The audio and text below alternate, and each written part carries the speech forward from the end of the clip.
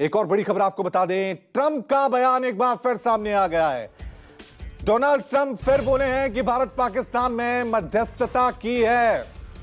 भारत और पाकिस्तान के बीच मध्यस्थता अमेरिका ने की है। इस पर एक बार फिर अमेरिकी राष्ट्रपति डोनाल्ड ट्रंप का बयान सामने आया है।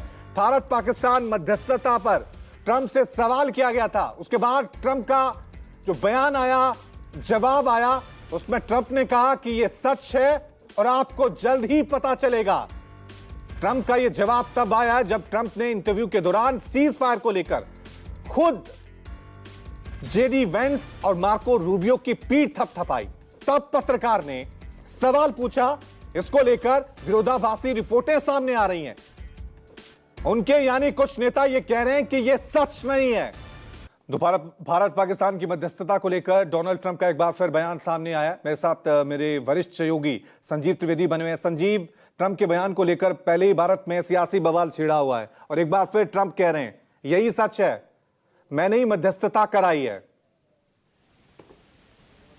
देखिए, अगर इस इंटरव्यू को आप जोड़ें तो ये 5वीं दफे होगा कि ट्रंप ने एक ही बात को बार बार कही है। दरअसल वो जो ये कहना चाह रहे हैं वो उस भूमिका को लेकर के कहना चाह रहे हैं जो मार्को रूबियो ने दोहराई, जिन्होंने पहले बात किया प्राइम मिनिस्टर मोदी से और उसके बाद उन्होंने बात किया जयशंकर से। लेकिन यहाँ पर जो ट्रंप मेंशन नहीं कर रहे हैं वो बात ये है कि दरअसल मार्को रूबियो अमेरिकी विदेश मंत्री ने भारतीय विदेश मंत्री और भारत के प्रधानमंत्री से इसीलिए बात की थी कि त्राहिमाम करता हुआ पाकिस्तान उनके पास पहुंचा था और उनसे मध्यस्थता की गुहार लगाई थी। उनसे कहा था कि उन्हें कहिए कि वो अपने फायरिंग्स रोक दे, वो कहिए कि वो हमारे बेसेस को मार रहे हैं, वो मारना छोड़ दे। और ये 10 तारीख की सुबह की बात है और इस बात को जाहिर है ट्रंप अपने तरीके से मेंशन करना चाह रहे हैं। लेकिन अगर ये बात वो जोड़ दें इसमें तो फिर स्थिति बहुत स्पष्ट हो जाती है कि भारत उनके पास कतई नहीं गया था। दरअसल ये भारत की भूमिका है ही नहीं।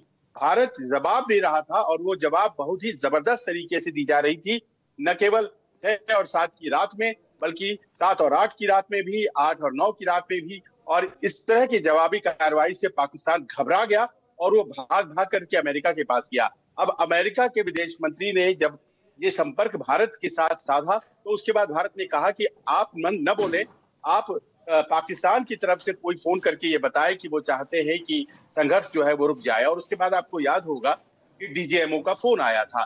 तो भारत अपने स्टैंड पर सही है। हमने किसी भी बीच बचाव करने के लिए अमेरिका को या किसी को नहीं कहा था। ये कहा गया था अगर तो पाकिस्तान के द्वारा कहा गया था और ट्रंप यही बात मेंशन करना बार बार भूल जा रहे हैं। रवि, लेकिन संजीव, यहां पे बड़ा सवाल उठता है क्योंकि भारत सरकार ने साफ कर दिया था कि भाई भारत और पाकिस्तान के बीच में हमें कोई तीसरा देश मंजूर नहीं है और कल साफ किया, टैरिफ को लेकर भी घोषणा की। तो अभी एक नई जंग छिड़ गई है। ट्रंप मान नहीं रहे, बार बार ये बयान दे रहे हैं और कह रहे हैं मैं शांति दूत बनना चाहता हूं।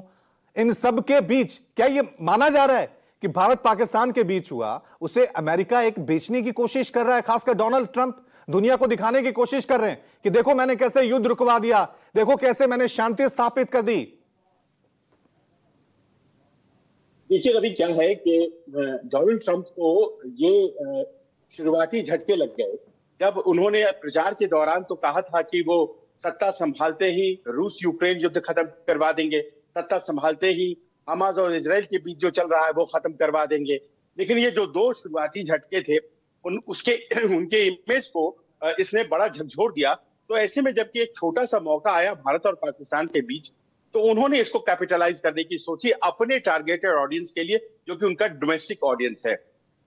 दूसरा पक्ष इसमें यह है रवि कि गुरुवार को यानी कि कल टर्की में एक बैठक होने वाली है पुतिन और जेलेंस्की के बीच में, जिसमें की संभावना यह है कि अभी मिडिल ईस्ट की यात्रा पर आए ट्रंप जाकर के वहां फिर से बीच में बैठ जाएंगे और यूं कहने की कोशिश करेंगे कि देखिए हमने आपकी बैठक करवाई। जबकि पुतिन चाहते हैं कि जेलेंस्की से वो सीधे सीधे मिले, जेलेंस्की चाहते हैं कि पुतिन से सीधे सीधे मिले और ये इस्तांबुल में बैठक होने जा रही है। अब प्रश्न यही है कि क्या ये इस बैठक के लिए जो कि प्रस्तावित है उसके लिए एक माहौल बना रहे हैं ट्रंप अपने लिए, क्योंकि बार बार ये कह रहे हैं वो अपने आप को शांति दूत के रूप में स्थापित करने की कोशिश में भारत और पाकिस्तान के बीच के संघर्ष का इस्तेमाल कर रहे हैं। लेकिन भारतीय विदेश मंत्रालय ने कल बहुत ही स्पष्ट भाव से ये बात कही है रवि कि अगर जंग रुकी है तो भारत के बाहुबल से रुकी है, अगर लड़ाई रुकी है तो हमारी माइट से रुकी है। हमने उनको इस स्थिति पर ला दिया कि वो जाएं पाकिस्तान और वो जाकर कहें अमेरिका से कि भारत से कहिए कि वो जंग रोके, उसके बाद हमने जंग रोकी। लेकिन संजीव, इस बीच सवाल ये उठता है कि भारत और पाकिस्तान के बीच तो रिश्ते हमेशा से खराब रहे, वो तो हमेशा से ऐसे ही बने रहे, लेकिन अभी जो चीज हुई है क्या उससे भारत और अमेरिका के रिश्तों पर असर पड़ेगा? ये बड़ा सवाल है। ट्रंप कह रहे हैं यही सच है, भारत सरकार कह रही है नहीं नहीं, ट्रंप कुछ और बोल रहे हैं, थर्ड पार्टी की जरूरत ही नहीं थी इसमें, पाकिस्तान गिड़गिड़ाया है। तो सवाल तो यह कि भारत और अमेरिका के रिश्ते अब किस दिशा की तरफ जाएंगे? देखिए, एक व्यक्ति के कहने से जो अमेरिका के प्रेसिडेंट हैं, भारत और पाकिस्तान ये दोनों जो संप्रभु राष्ट्र हैं, ये अपनी नीतियां तो नहीं बदल सकते हैं। शिमला समझौता ये तय करता है कि हमारे बीच जो भी आउटस्टैंडिंग इश्यूज होगा वो बायलैटरली सेटल होगा। और आपने देखा कि जब 10 तारीख को संघर्ष खत्म हुआ तो जो बात कही गई उसमें यही कहा गया कि न्यूट्रल वेन्यू पर एक दूसरे से बातचीत होगी, किसी और तीसरे की इसमें कोई जगह नहीं है। ये बात अमेरिका बखूबी जानता है। लेकिन ट्रंप के साथ दिक्कत क्या है, मैं आपको बताता हूं। एक छोटी सी जानकारी ये है कि पिछले 100 दिन में जब से वो राष्ट्रपति बने हैं रवि, तब से CIA सुबह सुबह उन्हें ब्रीफिंग देता है वॉशिंगटन DC में उनके ऑफिस, ओवल ऑफिस आकर के, और मात्र 12 बार उस ब्रीफिंग को उन्होंने अटेंड किया है। उन्हें, राष्ट्रपति को यह नियम है कि अपनी टीम के साथ सारी ब्रीफिंग अटेंड करनी पड़ती है हर दिन, और हर जगह के जो राष्ट्राध्यक्ष होते हैं वो अटेंड करते हैं। लेकिन ट्रंप साहब बहुत ज्यादा इसमें इंटरेस्टेड रहते नहीं है।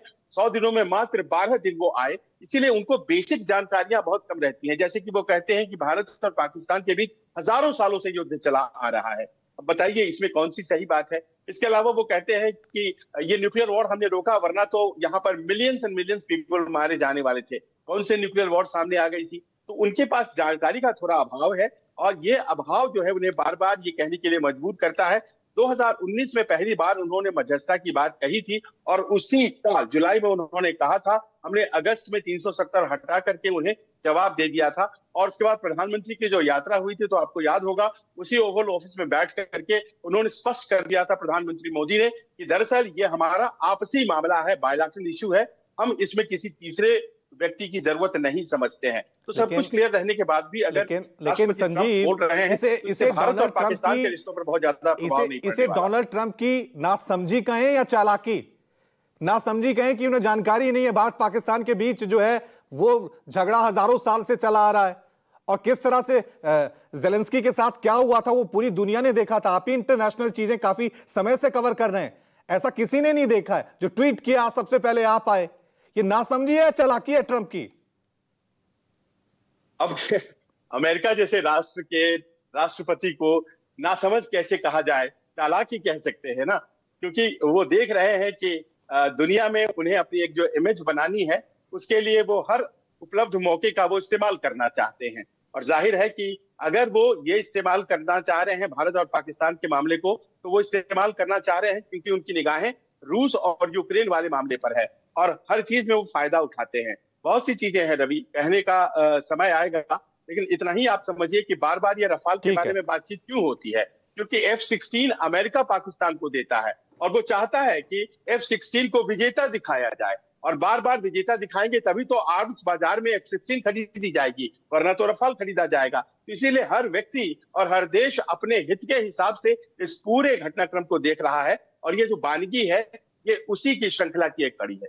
ठीक है, ठीक है। एक और बड़ी खबर अपने दर्शकों को बता दें।